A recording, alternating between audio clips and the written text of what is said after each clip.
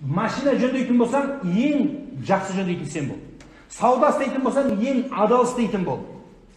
Содан тапқан 5 теңге, 10 теңге, 1 литр, жарты литр саған береке бермейді бәрі. Тараздан жеген тасбақа дейді қазақта. Дәрігер болсаң, дәрігердің ең жақсы маманы сен бол. Мінезіңмен де, ісіңмен де, көңіліңмен де, сөзіңмен де, жүрегіңмен де ең жақсысы болсаң, елдің өзі саған келіп, ақшаны беріп беретін болады. Сұрамайсың, өзі беретін болады. Имам Азам Абу Юсуф деген шәкірті болған. Абу Юсуфты бүйтіп қарасақ, бір зейінді кішкентай ғана бір жақсы бала екен. Содан кейін Абу Юсуф сабаққа келмей қалғанда өзі іздеп барыпты үйіне. Іздеп барса, Абу Юсуфтың шешесі шығыпты да, имам неге келдіңіз депті? Сіздің балаңызды оқытуға келдім. Неге келмей қалыпсыз? Айтады дейді, бұл балалардың әкесі қайтыс болды. Бұл бала оқығысы келеді, бірақ нан табатын адам жоқ үйде. Сондықтан мен балам жұмыс істейді. Бұл білім, Құран, шариғат бір байлардың жұмысы, еріккеннің жұмысы ғой депті. Бұл жұмыс істесін, сіз бұған тиіспеңіз депті. Сонда имам Азам Абу Ханифа баладан бір нәрсе шығатынын біліп тұрады да, сендердің бір күндік шығындарың қанша дейді? 2 динар ма, 3 динар деп айтады. Мен 2 динарды өз қалтамнан беріп тұрам сендерге, мына баланы оқыт деп айтқан екен. Бір күн келеді деген екен. Мына өзбектердің аш бар ғой, плов. Соның ең жақсы пловы болады әдемі араб тілінде. Соны патшалар сенің балаңа жалынып жегізетін болады деген екен. Ол ұйқысына кірмеген екен баланы. Соны шешесі күліпті де жарайды деп айтты. Күліп қойды. Бала естіп тұрған. Содан кейін Абу Юсуф сабақтан қалмай имам Ағзамның айтқан қағып ала беретін болды. Қағып ала беретін болды. Имам Ағзам қайтыс болды. Абу Юсуфты Харун Рашид қабылдады. Харун Рашид қабылдады да алдына бағана айтқан пловты алдына әкеп қойған кезде жылап жіберген екен Абу Юсуф. Харун Рашид қойған. Не болды дегенде, менің ұстазым айтып еді, бір уақыт келеді деп шешем айтып еді. Сенің балаң осы тамақты сұлтандар бұған жалынып жегізеді дегенде. Сонда ана Харун Рашид дейді, жалынайын ба енді жесеңізші деп айтады.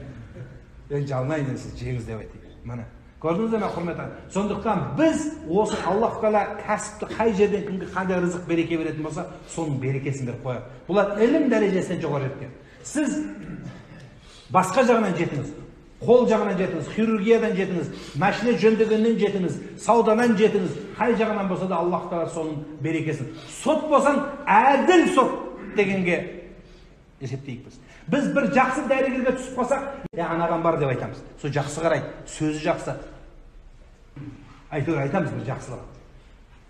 Дұрыс қой. Сол сияқты сізбен біз соның маманы болсақ, иншалла біздің Құдай рызығымызды өзі шашып қояды, өзі көтеріп қояды.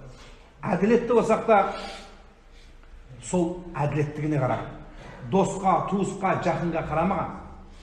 Мына қазіргі белең алып күшейіп кеткен коррупция, бірін-біріне тартып бұрғандық, мұсылмандарды, адамдарды жыққандық, бұл жақсылық қалып барып жатқан жоқ біздің қоғамымызда.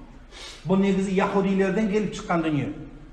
Бір кедей мұсылманның бір жалғыз ғана сиыры болған.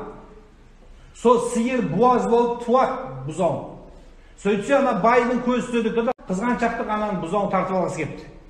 Сөйтіпті айтыпты, сенің мына бұзауыңды менікі депті.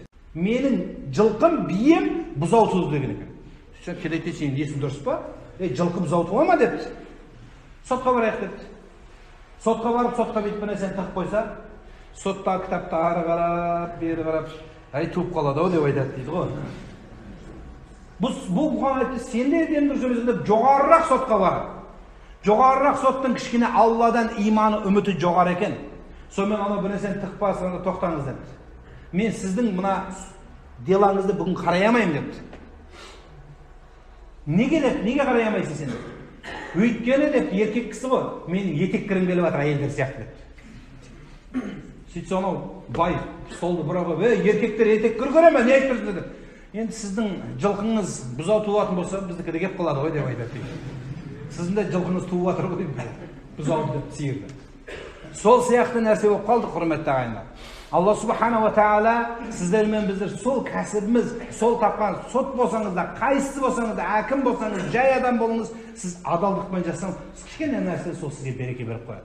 Өзіңізге, семьяңызға, басқа адамдарға, қанша адамға қайырымыз тиіп қалады, Құда қаласа. Ал енді жоқ, ондай жасамайын десеңіз, онда бар нәрседен Аллах Тағала алып қоюы, Аллах Тағаланың сөзсіз кәміл құдіреттеріне, құрметті ағайындар, жететін еді.